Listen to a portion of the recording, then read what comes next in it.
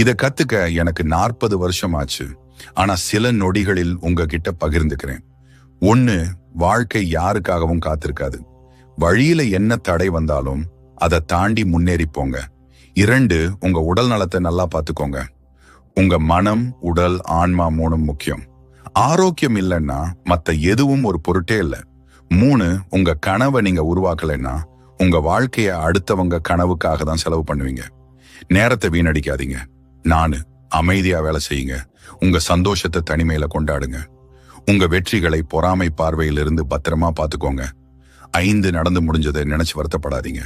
நீங்க செஞ்ச ஒவ்வொரு தவறும் தான் இன்னைக்கு உங்களை உருவாக்கி இருக்கு. அதுல இருந்து கத்துக்கிட்டு முன்னேறி போயிட்டே இருங்க. 6. உங்க கூட இருக்கிறவங்கள ரொம்ப கவனமா தேர்ந்தெடுங்க.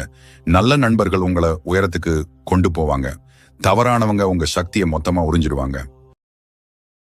Download ShareChat.